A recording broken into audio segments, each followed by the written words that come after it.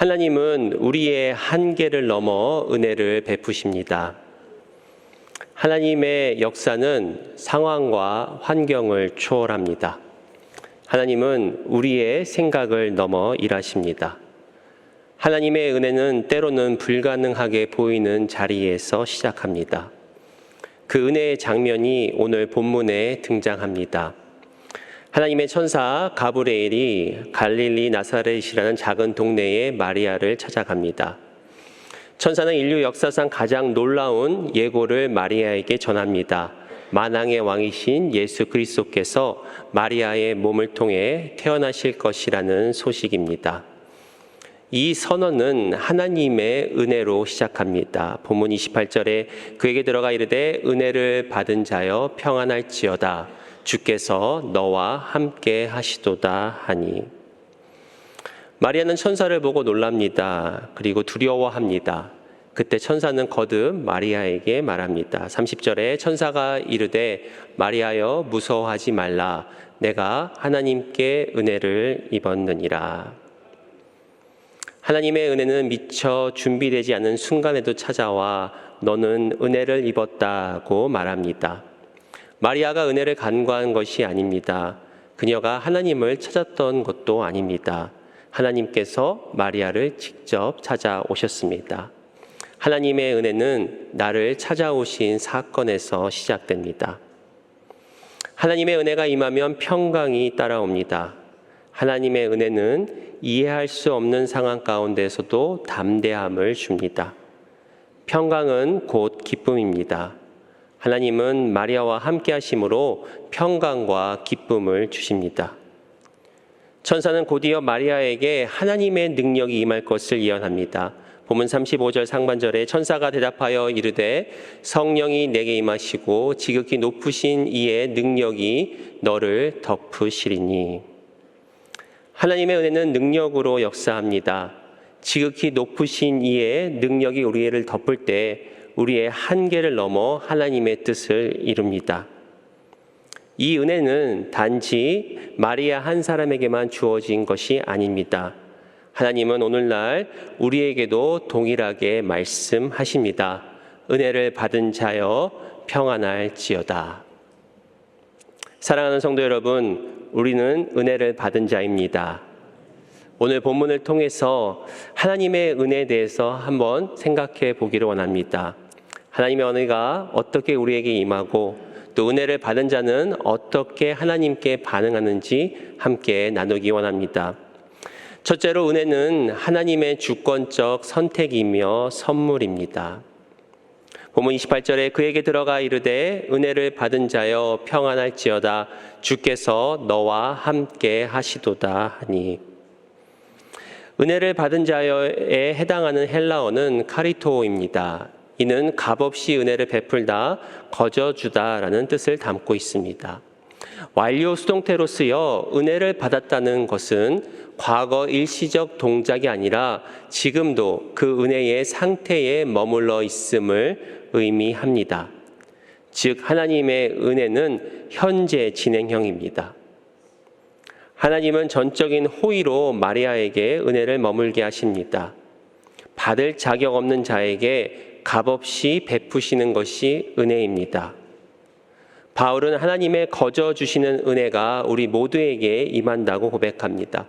에베소서 1장 6절에 이는 그가 사랑하시는 자 안에서 우리에게 거저 주시는 바 그의 은혜의 영광을 찬송하게 하려는 것이라.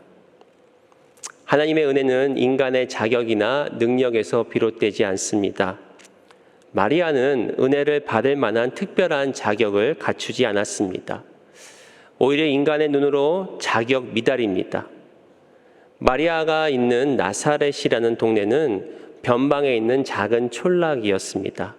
그 당시 많은 사람들이 잘 알지 못하는 그런 동네였습니다. 그래서 오늘 본문의 저자 누가는 나사렛이라는 이름 앞에 사람들이 알만한 갈릴리 지역 이름을 붙입니다. 나사렛은 사람들에게 존경받을 만한 지역이 아니었습니다.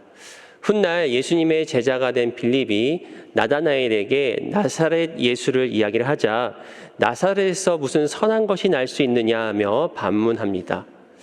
아무도 나사렛 같은 동네에 하나님이 천사를 보내시고 누구를 부르신다고는 기대하지 않았던 그런 지역입니다.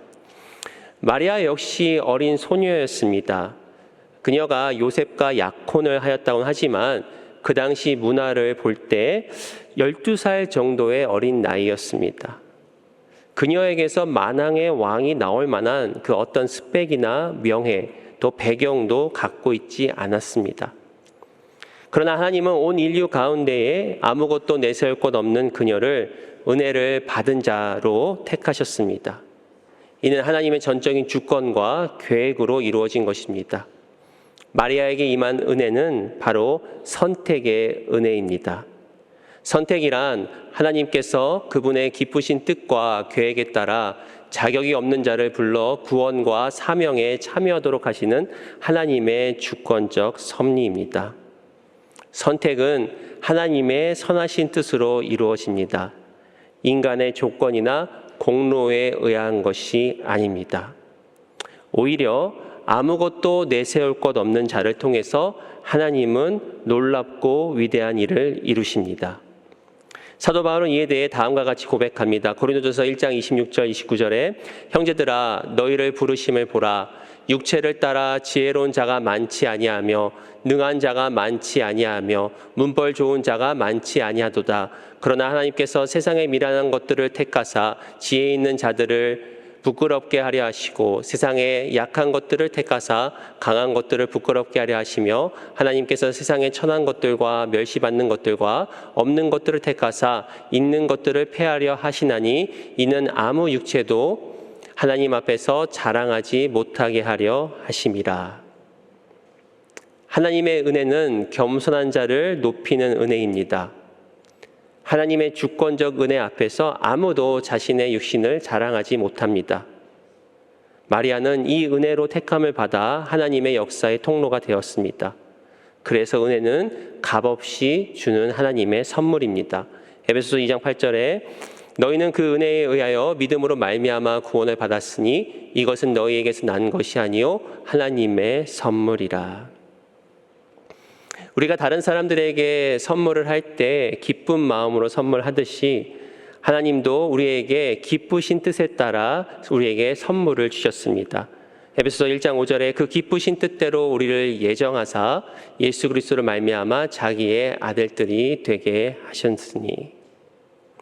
하나님의 선택의 은혜는 또한 우리를 가까이 하시고 우리에게 복을 주십니다. 시편 65편 4절에 주께서 택하시고 가까이 오게 하사 주의 뜰에 살게 하신 사람은 복이 있나이다. 우리가 주의 집 곧 주의 성전의 아름다움으로 만족하리이다. 하나님 곁에 가까이 있는 자에게는 참된 만족이 있습니다. 하나님의 은혜의 아름다움은 세상을 초월하는 기쁨을 줍니다. 하나님은 기쁘신 뜻으로 인하여 우리를 선택하셔서 우리를 구원하셨습니다. 우리는 이 은혜를 날마다 기억해야 할 줄 믿습니다. 우리가 이 자리에 선 것은 우리가 잘나서도 우리가 열심히 해서도가 아닌 하나님의 은혜가 우리를 먼저 찾아오신 하나님의 주권적 섭리임을 믿으시길 바랍니다. 두 번째로 은혜를 받은 자는 하나님의 뜻에 믿음으로 반응합니다. 마리아는 하나님의 놀라운 계획을 들었을 때 처음에 당황합니다.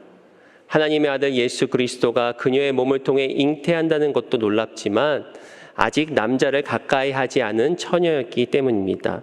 본문 34절에 마리아에게 천사에게 말하되 나는 남자를 알지 못하니 어찌 이 일이 있으리이까. 그러자 천사는 곧바로 마리아에게 하나님의 전능하신 능력을 말합니다. 37절에 대저 하나님의 모든 말씀은 능하지 못하심이 없느니라. 그때 마리아는 믿음으로 반응합니다. 38절에 마리아가 이르되 주의 여종이오니 말씀대로 내게 이루어지이다 하매 천사가 떠나가리라. 하나님께 은혜를 받은 자는 하나님의 말씀에 믿음으로 반응합니다. 마리아는 하나님의 놀라운 은혜와 계획을 믿음으로 반응하였습니다. 그리고 마리아의 믿음의 반응을 통해 예수님께서 이 땅에 오시고 온 인류를 구원하셨습니다. 하나님의 선택과 부르심은 우리의 반응을 요구합니다. 하나님의 부르심과 우리의 반응이 만날 때 하나님의 역사는 전개되는 줄 믿습니다. 그렇다면 어떻게 믿음으로 반응할까요? 첫째로 믿음으로 반응하는 자는 하나님의 말씀을 경청합니다. 마리아는 하나님의 말씀을 경청하였습니다.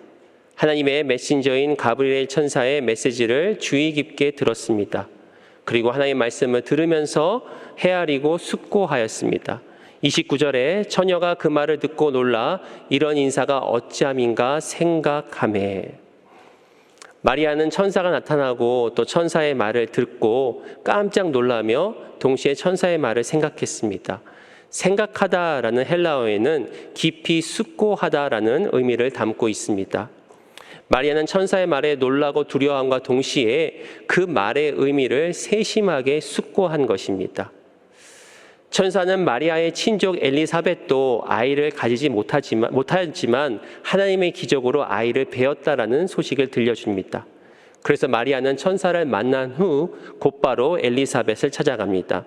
누가복음 1장 39절 40절에 이때 마리아가 일어나 빨리 산골로 가서 유대 한 동네에 이르러 사가랴의 집에 들어가 엘리사벳에게 문안하니. 하나님의 말씀을 듣고 곧바로 엘리사벳을 찾아가는 마리아의 행동을 통해 그녀가 얼마나 하나님의 말씀을 주의 깊게 경청하고 또 행동하는지를 알 수 있었습니다. 믿음의 반응은 말씀을 들음으로 시작됩니다. 말씀을 듣되 경청하고 숙고할 때 말씀의 놀라운 능력을 함께 경험합니다. 누가는 사도행전에서 베레아 사람들이 하나님의 말씀을 간절한 마음으로 받고 상고하였다라고 기록합니다. 사도행전 17장 11절 12절에 베레아에 있는 사람들은 데살로니가에 있는 사람들보다 더 너그러워 간절한 마음으로 말씀을 받고 이것이 그러한가 하여 날마다 성경을 상고함으로 그중에 믿는 사람이 많고 또 헬라의 기부인과 남자가 적지 아니하나. 여기서 상고하다라는 의미는 자세히 살펴서 생각하고 조사하다라는 의미입니다. 즉 베레아 사람들은 하나님의 말씀을 자세히 살펴서 생각하여 하나님의 능력을 경험하였습니다. 그리고 그들 가운데 믿음이 역사하여 놀라운 구원의 열매를 맺은 것입니다. 이처럼 말씀을 경청한다는 것은 말씀을 생각하며 듣는 것입니다. 말씀이 삶에서 연결되어지도록 숙고하는 것입니다. 아무리 하나님의 말씀을 들어도 생각하지 않으면 열매를 맺을 수 없습니다. 말씀을 경청하고 또 상고함으로 믿음으로 반응하는 우리 모두가 되기를 소원합니다. 두 번째로 믿음으로 반응하는 자는 성령의 역사에 자신을 내어드립니다. 천사 가브리엘은 성령이 마리아에게 임하실 때 능력이 나타난다라고 말해줍니다. 본문 35절에 천사가 대답하여 이르되 성령이 내게 임하시고 지극히 높으신 이의 능력이 너를 덮으시리니. 그러자 마리아는 하나님의 말씀이 자기 자신을 통해 이루어지기를 고백합니다. 38절에 마리아가 이르되 주의 여종이오니 말씀대로 내게 이루어지이다. 마리아는 먼저 하나님의 말씀 앞에 자기 자신이 여종임을 고백합니다. 하나님 앞에서 스스로 겸손히 낮춥니다. 여종이라고 고백한 것은 곧 하나님이 자신의 주인이며 자신은 하나님의 소유임을 고백하는 것입니다. 마리아는 성령께서 자신에게 임할 것을 믿고 자기 자신을 내어드립니다. 성령이 인생의 주어가 되어 스스로 수동태가 된 것입니다. 성령이 우리 인생의 주어가 될 때 하나님의 말씀이 그대로 이루어지는 줄 믿습니다. 마리아는 하나님의 말씀을 스스로 이룰 수 없었습니다. 그래서 자기 자신을 하나님께 또 성령님께 내어드렸습니다. 믿음의 반응은 내어드림에 있습니다. 복음의 역사는 내어드림으로 시작됩니다. 하나님은 우리 인생을 붙드십니다. 그리고 우리 인생을 이끌어 가십니다. 우리가 해야 할 것은 하나님께 우리 자신을 내어드리는 것입니다. 로마서 12장 1절에 그러므로 형제들아 내가 하나님의 모든 자비하심으로 너희를 권하노니 너희 몸을 하나님이 기뻐하시는 거룩한 산 제물로 드리라. 이는 너희가 드릴 영적 예배니라. 내어드린다는 것은 자신의 생각과 계획을 내려놓는 것을 뜻합니다. 하나님의 손에 온전히 우리 자신을 맡기는 것입니다. 우리의 마음과 삶을 주님께 내어드리며 성령님의 인도하심에 순종하는 것입니다. 성령님께서는 우리를 통해서 역사하십니다. 우리를 거룩해 하시고 하나님의 크신 계획을 이루십니다. 우리 자신을 내어드릴 때 우리는 성령으로 살고 성령으로 행하는 줄 믿습니다. 갈라디아서 5장 25절에 만일 우리가 성령으로 살면 또한 성령으로 행할지니. 참된 믿음의 반응은 우리 자신을 성령님께 내어드리는 것입니다. 성령님은 오늘도 우리에게 말씀하시고 우리 가운데 역사하십니다. 그 은혜에 참여하기 위해서 우리 자신을 성령님께 내어드리는 믿음의 사람들 되시길 소원합니다. 세 번째로 믿음으로 반응하는 자는 고난의 은혜에 동참합니다. 마리아는 하나님의 말씀을 그대로 신뢰합니다. 그리고 결단합니다. 비록 처녀였지만 예수 그리스도를 잉태합니다. 그러므로 예수 그리스도의 사역에 동참하였습니다. 근데 우리가 여기서 생각해 볼 것은 마리아의 결단은 결코 쉬운 결단이 아니었습니다. 처녀가 아이를 잉태한다는 것은 사람들로부터 적지 않은 오해를 받을 수 있었습니다. 비난을 받는 것입니다. 자칫 잘못하면 율법에 의하여 목숨도 잃을 상황이었습니다. 그래서 요셉은 마리아의 임신 소식을 듣고 괴로워하면서도 조용히 관계를 정리하려고 했습니다. 그런데 우리가 조금 더 생각해 보면 마리아는 예수님을 잉태하여 낳은 후에도 더 큰 고난의 시간을 지나야 했습니다. 바로 자신이 낳은 아들이 십자가에서 고통스럽게 죽어가는 것을 지켜보아야 했습니다.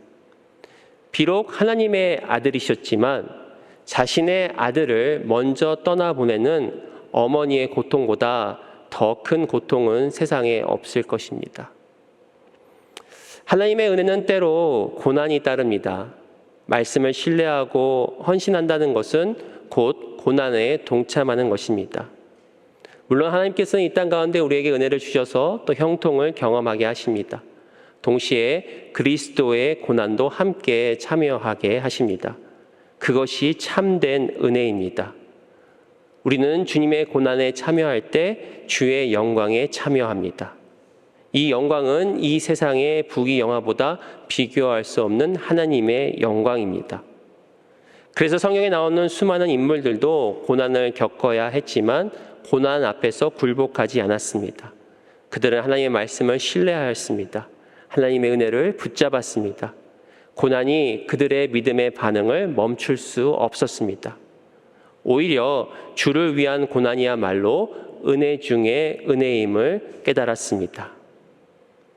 이처럼 은혜를 받은 자는 믿음으로 반응합니다. 하나님의 말씀을 청종하고 숙고합니다. 성령님께 우리 자신을 내어 드립니다. 그리고 고난의 은혜도 동참하기를 주저하지 않습니다. 이러한 믿음의 반응으로 하나님의 충만한 은혜를 누리는 우리 모두가 되기를 소원합니다. 세 번째로 은혜를 받은 자는 하나님을 찬송합니다. 은혜를 받은 자에게 나타나는 자연스러운 반응은 하나님을 향한 찬송입니다. 마리아가 천사를 만난 후에 엘리사벳을 만나고 또 그녀를 통해 하나님의 말씀이 이루어졌음을 확인했을 때 가슴 깊은 곳에서 하나님을 향한 찬양이 터져 나옵니다. 누가복음 1장 46절 47절에 마리아가 이르되 내 영혼이 주를 찬양하며 내 마음이 하나님 내 구주를 기뻐하였음은. 하나님의 은혜가 우리를 덮을 때 우리의 입술은 침묵할 수 없습니다. 하나님께서 우리에게 부어주신 기쁨은 우리로 하여금 잠잠하지 아니하고 하나님을 찬양케 합니다. 시편 30편 11절 12절에 주께서 나의 슬픔이 변하여 내게 춤이 되게 하시며 나의 베옷을 벗기고 기쁨으로 띠띠우셨나이다. 이는 잠잠하지 아니하고 내 영광으로 주를 찬송하게 하심이니 여호와 나의 하나님이여 내가 주께 영원히 감사하리이다. 찬양은 은혜를 깊이 경험한 자의 고백입니다. 은혜를 받은 자의 입술은 늘 감사의 찬양으로 넘칩니다. 우리는 어떻게 하나님을 찬송할 수 있을까요? 첫째, 우리는 겸손한 마음으로 하나님을 높일 수 있습니다. 누가복음 1장 48절에 그의 여종의 비천함을 돌보셨음이라 보라 이제 후로는 만세의 나를 복이 있다 일컬으리로다. 마리아는 먼저 하나님 앞에 자신의 비천함을 고백합니다. 자신이 얼마나 낮고 보잘것없는 존재인지를 알고 있었습니다. 그런데 하나님께서는 이러한 비천한 자신을 돌보셨다라고 고백을 합니다.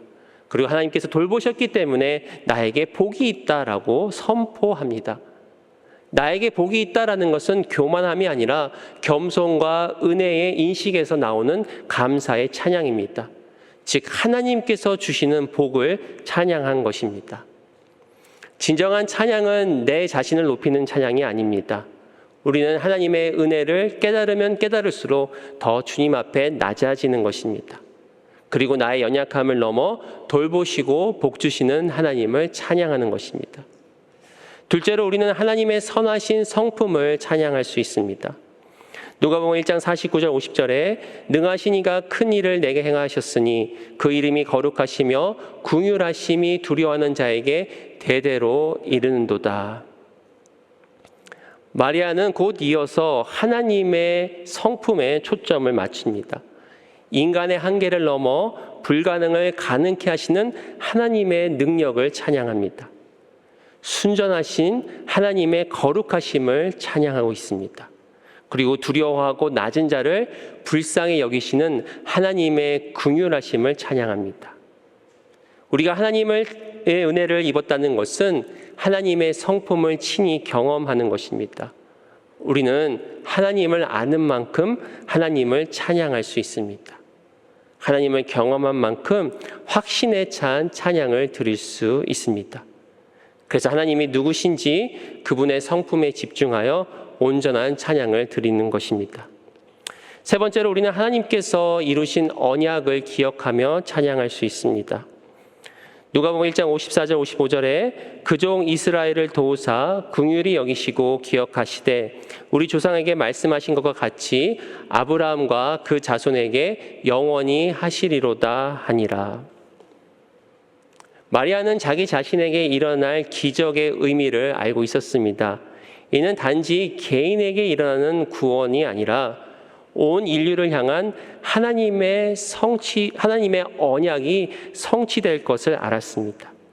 즉 예수 그리스도께서 이 땅에 오시는 것은 하나님께서 아브라함과 그 자손에게 주신 언약을 잊지 않으셨기 때문입니다. 마리아는 그 언약이 자신을 통해 이루어지고 있음을 믿음으로 고백합니다. 누가복음 1장 45절에 주께서 하신 말씀이 반드시 이루어지리라고 믿은 그 여자에게 복이 있도다. 하나님께서 하신 말씀이 반드시 이루어지라고 믿는 우리 모두에게 복이 있는 줄 믿습니다. 하나님은 신실하셔서 약속을 반드시 이루십니다. 우리는 이 사실을 기억할 때 하나님을 찬양할 수 있습니다. 사랑하는 성도 여러분, 하나님의 은혜를 진심으로 경험한 사람은 반드시 입술과 삶으로 하나님을 찬송하게 됩니다. 찬송은 단지 예배 시간에 부르는 노래가 아닙니다. 우리의 삶 전체가 하나님께 감사하고 하나님을 높이는 고백입니다. 지금 우리의 입술에 과연 찬양이 담겨 있는지 한번 돌아보기 원합니다. 어느 순간부터 찬양이 입술에서 사그러졌다라면 우리 스스로 한번 질문해 보기 원합니다. 과연 내 삶의 중심에는 하나님이 계시는가? 과연 내 삶의 중심은 하나님을 향한 감사의 마음이 있는가? 하나님께서 우리에게 베풀어 주신 은혜, 또 하나님의 성품을 우리는 기억하고 찬양하고 있는가? 비록 지금은 어려운 삶 가운데 있을지라도 하나님의 신실하신 언약과 약속을 붙들고 있는가? 이럴 때 우리의 입술에 있는 찬양이 다시 한번 회복되는 줄 믿습니다.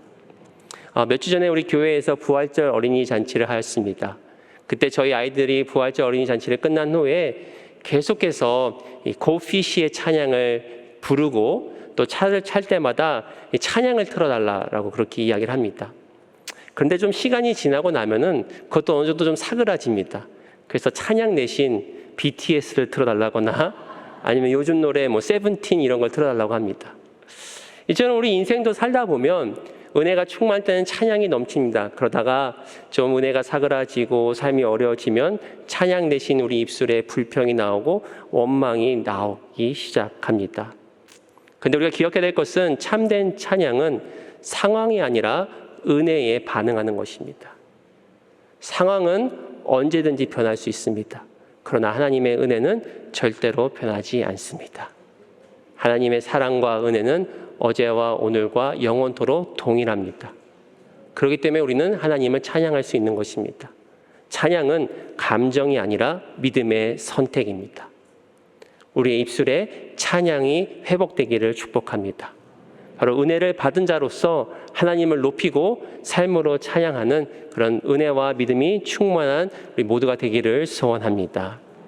말씀을 마칩니다. 하나님의 은혜는 누구에게나 열려 있습니다. 하나님의 은혜는 특정한 사람에게만 주어지는 선택적 특권이 아닙니다. 하나님의 은혜는 낮은 자, 연약한 자, 상처 입은 자, 이름 없는 자에게도 기꺼이 찾아옵니다. 로마서 3장 22절에 곧 예수 그리스도를 믿음으로 말미암아 모든 믿는 자에게 미치는 하나님의 의니 차별이 없느니라. 로마서 10장 13절에 누구든지 주의 이름을 부르는 자는 구원을 받으리라. 하나님의 은혜는 조건 없이 자격 없이 모두에게 누구든지 열려있는 생명의 문인 줄 믿습니다. 우리 성도님들께서 기도해 주셔서 어머니 장례를 지난 월요일에 은혜 가운데 잘 마치고 돌아왔습니다. 어머니의 갑작스러운 질병 소식에 어리둥절한 사이에 어머니는 소천 받으셨습니다. 아들로서 어머니께 더 많은 것을 해드리지 못한 아쉬움과 죄송함이 마음에 깊이 남았습니다. 특히 어머니의 상처와 마음을 제대로 헤아리지 못한 것이 가장 마음에 걸렸습니다. 저는 목회자로서 주위의 많은 성도님들의 아픔은 품었지만 정작 어머니의 아픔은 품지 못했습니다.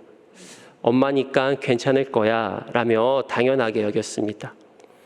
강한 버팀목 같았던 저희 어머니는 제게 힘든 내색도 거의 보이지 않으셨습니다. 그런데 돌아보니까 우리 어머니도 하나님의 딸이셨고 하나님의 은혜가 필요한 한 여인이셨습니다. 조금 더 어머니를 이해해드리지 못하고 품어드리지 못한 것이 가장 가슴 아픕니다. 어머니도 한 여자였습니다. 그 고백을 닮아서 이렇게 적어보았습니다. 엄마도 한 여자였습니다. 주님의 품 안에 안긴 작고 연약한 한 딸이었습니다. 보살핌이 필요했고 사랑받아야 마땅한 여자였습니다. 그런데 나는 엄마를 엄마로만 생각했습니다. 늘 강해야 했던 존재로 언제나 버텨야만 하는 사람으로 그렇게만 여겼습니다. 엄마가 힘든 세월을 살았다고 들었습니다. 대충은 알았지만 그 깊은 상처를 아들인 나는 안아주지 못했습니다. 엄마니까 괜찮겠지. 그 말 뒤에 숨어 따뜻한 말 한마디 건네지 못하고 투정만 부렸습니다. 이제야 고백합니다. 조금 더 품지 못해, 조금 더 안아주지 못해 죄송합니다, 엄마. 당신도 한 여자였습니다. 사랑받고 싶었던 눈물 많은 한 사람. 하나님의 은혜는 오늘도 우리 모두를 부르십니다. 은혜를 받은 자여 평안할지어다. 이 음성이 우리의 삶의 소망과 힘이 되기를 주님의 이름으로 축원드립니다.